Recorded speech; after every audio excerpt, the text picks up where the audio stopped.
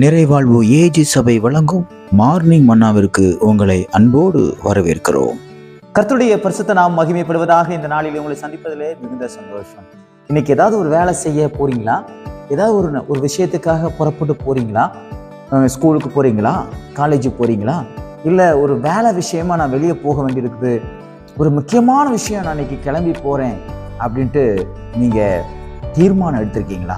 இன்னைக்கு கர்த்தர் உங்க கூட பேசுகிற வார்த்தை யோசுவாவின் புஸ்தகம் 1ஆம் அதிகாரம் 9வது வசனத்துடைய கடைசி பகுதி இப்படியாக சொல்லப்பட்டிருக்கிறது. நீ போகும் இடமெல்லாம் உன் தேவனாகிய கர்த்தர் உன்னோடே இருக்கிறார். ஆண்டவராகிய இயேசு கிறிஸ்து உங்க கூட இருப்பார். பிதாவாகிய தேவன் அவர் உங்க கூட இருப்பார். பரிசுத்த ஆவியானவர் உங்க கூட இருப்பார். நான் இந்த விஷயமா போறேன், எப்படி ஆகும், இது எப்படி நடக்கும்னு எனக்கு ரொம்ப குழப்பமா இருக்கு, என் கூட யார் வருவா அப்படின்னு ரொம்ப யோசிச்சுட்டு இருக்கீங்களா?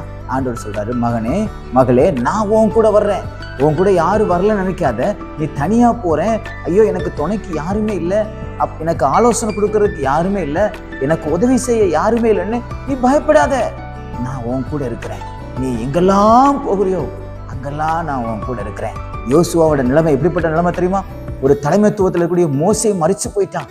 மோசே தலைவர் இருந்தாவது எந்த நலிவு சொலிவெல்லாம் சொல்லுவாரு, இப்படி போட அப்படி போட, அப்படி பண்ணி இப்படி பண்ணுன்னு ஆலோசனை கொடுக்கறதுக்கு கூட யாருமே இல்லாத ஒரு சூழ்நிலை தான் ஆண்டவராகிய கர்த்தர் யோசுவாவுடைய கரத்தை பிடிச்சிட்டு சொல்றாரு, யோசுவாவே பயப்படாத, நீ போகிற இடம் எல்லாம் நான் உன் கூட வருவேன் அப்படின்னு சொல்றாரு. உங்களை வழிநடத்தக்கூடியவங்க உங்களை விட்டு தூரமா போயிட்டாங்களா? உங்களுக்கு ஆலோசனை கொடுக்குறவங்க உங்களை விட்டு தூரமா போயிட்டாங்களா? உங்களை கைப்பிடிச்சு நடத்தி கொண்டு வந்தவங்க கையை விட்டுட்டு போயிட்டாங்களா?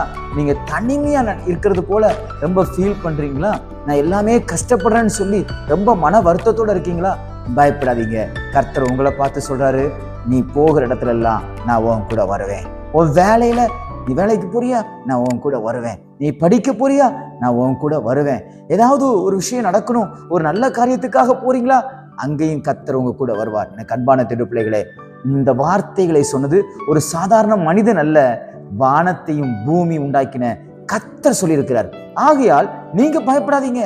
கர்த்தர் என்ன வார்த்தைகளை சொல்லியிருக்கிறாரோ அதை அப்படியே அவர் நிறைவேற்றி கொடுப்பார். நிறைய நேரம் நம்ம நினைக்கிறோம், அவங்க இல்லை என் கூட, இவங்க என் கூட இல்லை, அதனால இந்த காரியம் எப்படி நடக்கும்னு. இல்லை, கர்த்தர் நீங்க போகிற இடத்துல எல்லாம் அவர் உங்களுக்கு துணையா வருவார். மனுஷனுடைய துணை இல்லாம இருக்கலாம், அதிகாரியுடைய துணை இல்லாம இருக்கலாம், பலவிதமான சூழ்நிலையில நீங்க தனித்து விடப்பட்டிருக்கலாம்.